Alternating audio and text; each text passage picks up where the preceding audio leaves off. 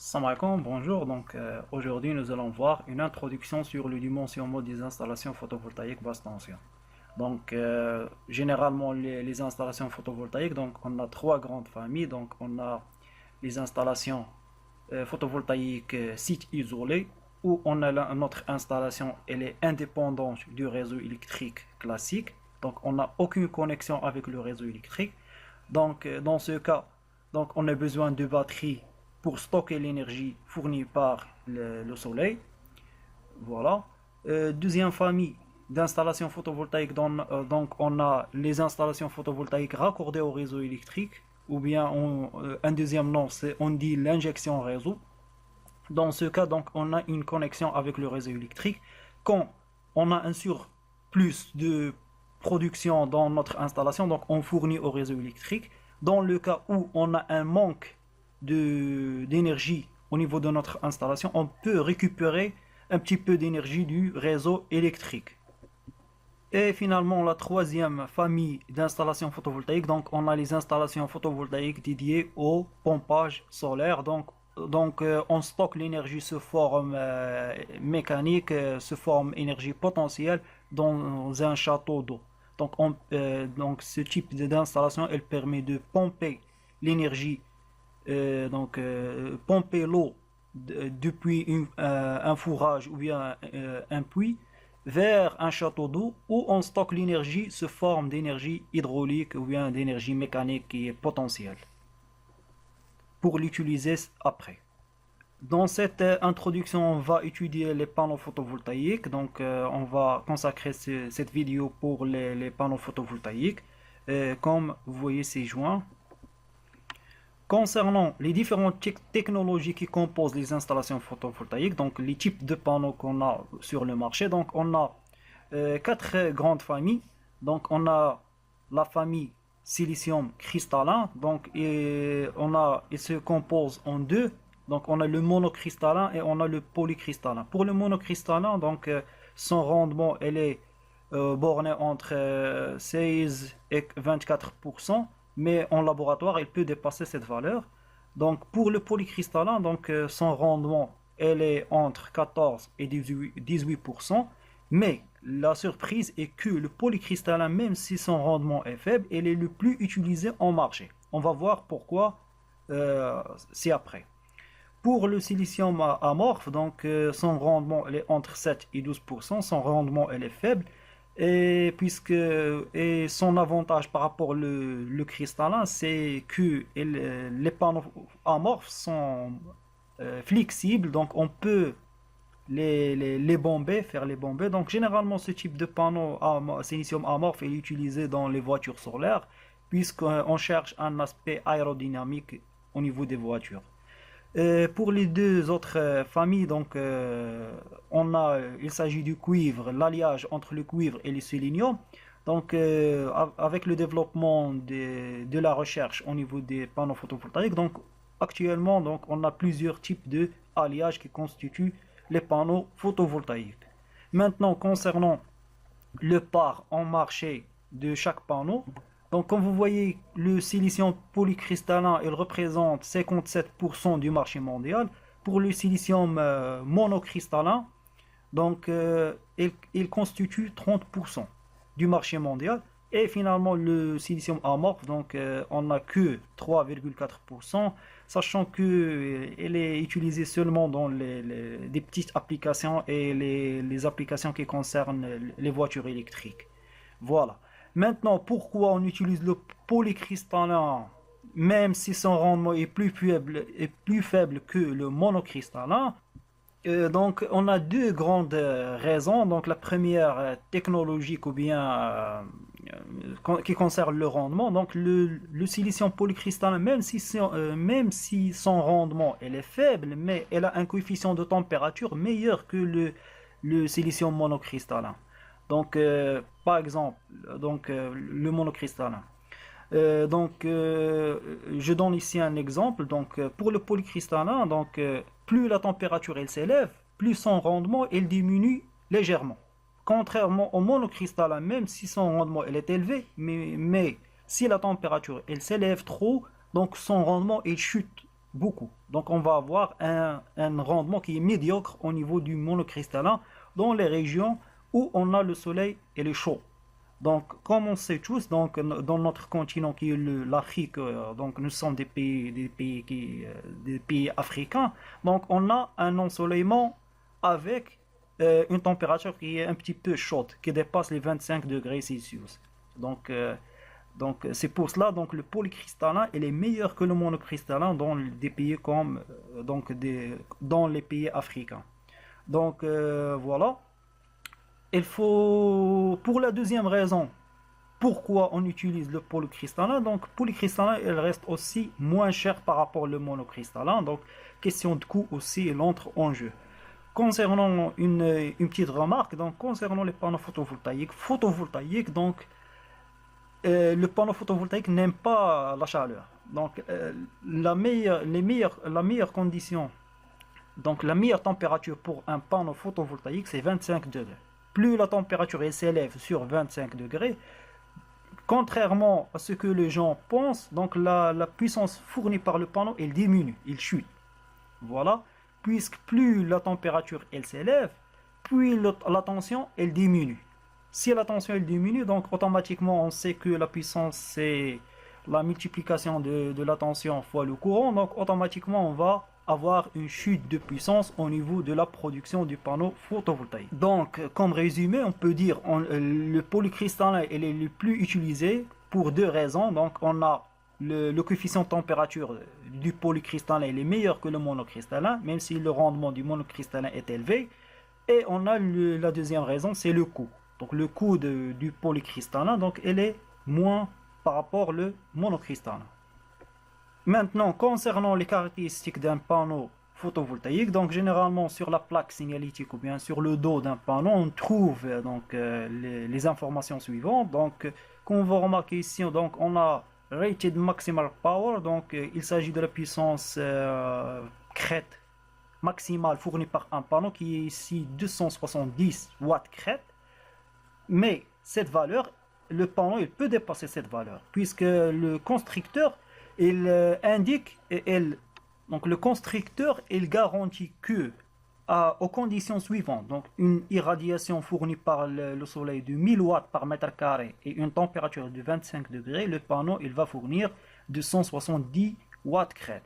Mais si le soleil, il dépasse, par exemple, il fournit 1200 watts par mètre carré, donc automatiquement le panneau, il va fournir plus que 270 watts crête.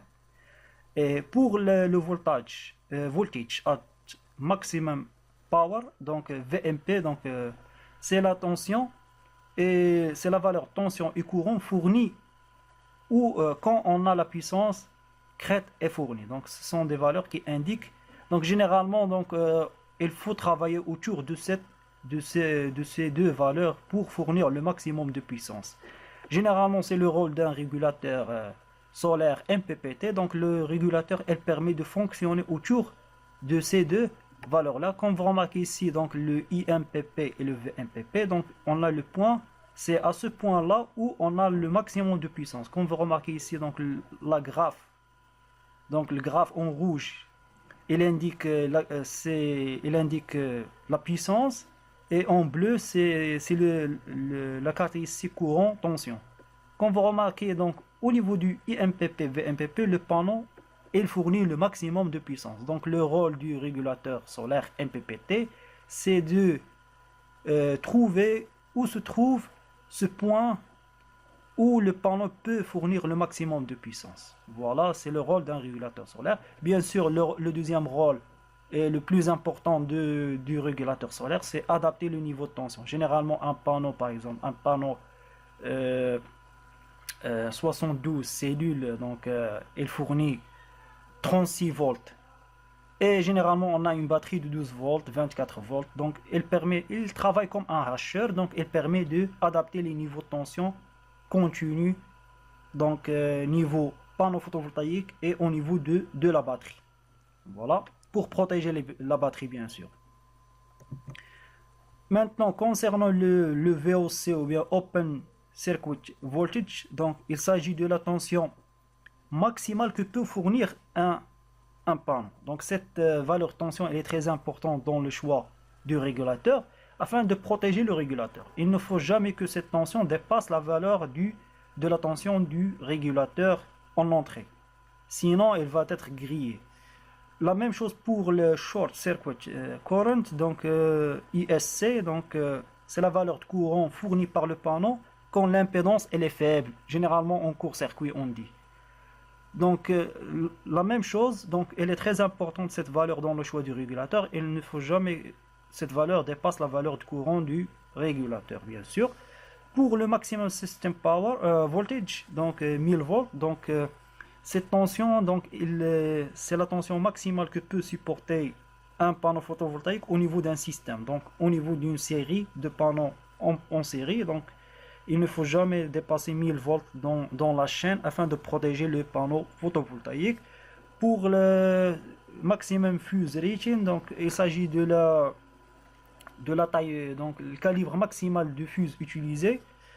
Pour le size, donc il s'agit des dimensions du panneau. Elle est très utile cette information dans le choix, dans le calcul de la surface nécessaire pour installer un champ photovoltaïque.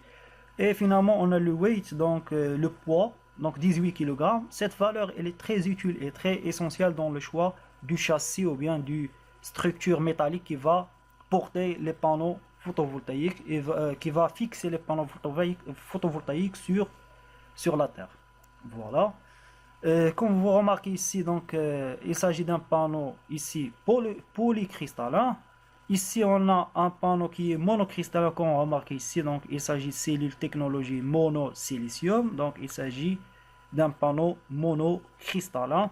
Tous les constructeurs, donc, ce sont les conditions standards de test du panneau photovoltaïque, comme vous remarquez ici. Donc, le panneau a été testé sur 1000 watts par mètre carré, avec un éclairage de 1000 watts par mètre carré et sous une température de 25 degrés Celsius. Et pour ces caractéristiques-là, ils sont de même comme le panneau polycristallin. Maintenant, concernant la constitution d'un panneau, donc généralement un panneau il est constitué de plusieurs cellules. Donc chaque cellule il fournit 0,6 à peu près entre 0,6 et 0,7 volts, donc comme une diode. Donc la cellule photovoltaïque c'est tout simplement une diode, une jonction PN. Donc le panneau photovoltaïque il est constitué d'une association en série de cellules photovoltaïques.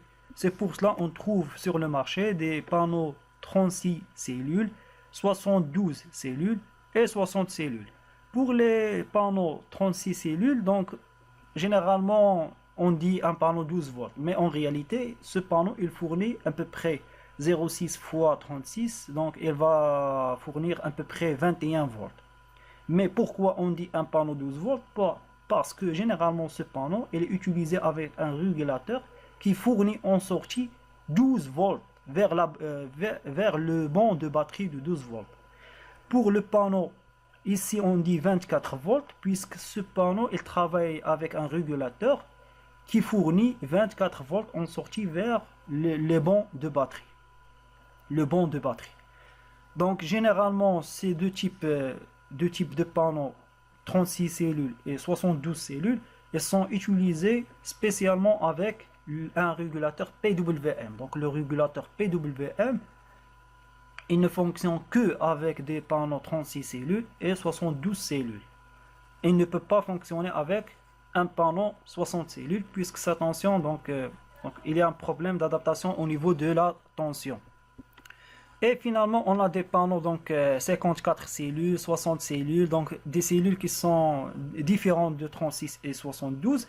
Donc ces panneaux, donc on a le régulateur MPPT, donc c'est un régulateur MPPT, il peut fonctionner avec les trois types, donc quel que soit le type de panneau photovoltaïque, donc un panneau MPPT, un régulateur MPPT, il peut fonctionner avec n'importe quel type de panneau photovoltaïque. Maintenant, concernant la différence entre un panneau 72 cellules et 60 cellules, donc on va remarquer, bien sûr, on a la puissance, puisque le nombre de cellules est le plus élevé par rapport au 60, donc 60 cellules. On a aussi au niveau donc, de la tension, donc puisqu'on a 72 cellules, donc on a 36 volts. Et ici, on a 60 cellules, donc ça veut dire la tension elle est moins par rapport à 72. C'est pour cela on trouve la tension MPPT, donc la meilleure tension pour le fonctionnement du panneau, donc c'est 30 volts. Donc, la même chose pour le VOC, donc le VOC il est élevé puisque la tension fournie par 72 cellules elle est plus élevée par rapport à 60 cellules. Pour les cellules, elles sont mises en série au niveau du panneau pour augmenter la tension. Pour le courant, il s'agit de la même valeur, donc il s'agit de 8,33. Puisque toutes les cellules sont en série, donc on trouve à peu près la même valeur de courant, donc au niveau soit 72 cellules ou bien 60 cellules. Donc on trouve 8,3 ampères. Voilà. Maintenant, concernant la mise en série et la mise en parallèle des panneaux, donc il faut savoir que la mise en série des panneaux photovoltaïques, elle permet d'augmenter la tension fournie par le string. Donc string, il s'agit d'une série de panneaux en série. Donc voilà. Par exemple, si on a la tension fournie par le panneau est de 30 volts, donc 3 panneaux ils vont fournir 90 volts. Voilà. Pour le courant, donc c'est un panneau, il fournit 8 ampères. Même si on met 100 panneaux en série, donc on va trouver une valeur de courant en sortie du string de 8 ampères. Voilà, puisque les panneaux sont en série. Pour augmenter la valeur de courant et automatiquement augmenter la puissance, donc on peut mettre un string en parallèle avec le string. Il faut juste respecter la condition que toutes les strings doivent avoir le même nombre de panneaux en série. Sinon, on va avoir un string qui va travailler sous forme d'un générateur et l'autre comme un récepteur et on va avoir le dysfonctionnement du champ photovoltaïque. C'est pour cela qu'il est très important de mettre le même nombre de panneaux dans les strings en parallèle. Voilà. Donc, on a ici cellules, elles constituent la mise en série des cellules, elle constitue un panneau. La mise en série des panneaux constitue un string. Et la mise en parallèle des strings, elle permet la conception d'un champ photovoltaïque. Voilà. Généralement, dans les grandes installations, il est préférable d'utiliser plusieurs champs, de diviser le champ en plusieurs parties pour éviter le problème de l'ombrage, de la poussière, donc afin de ne perdre, et même dans la maintenance du champ photovoltaïque, donc elle est plus facile, donc puisqu'on va éliminer juste une partie du champ et on laisse l'autre qui travaille dans la production de l'énergie électrique. Donc j'espère que j'ai pu balayer la majorité des informations sur le panneau photovoltaïque. Donc la prochaine, Inch'Allah, vidéo, on va étudier ou bien travailler sur l'orientation des panneaux photovoltaïques, l'inclinaison, le choix du nombre de panneaux et afin de compléter cette formation ou bien ce cours sur l'énergie ou bien le dimensionnement des installations photovoltaïques basse tension. Donc n'oubliez pas de partager cette vidéo avec les autres afin d'atteindre le maximum et merci pour votre attention.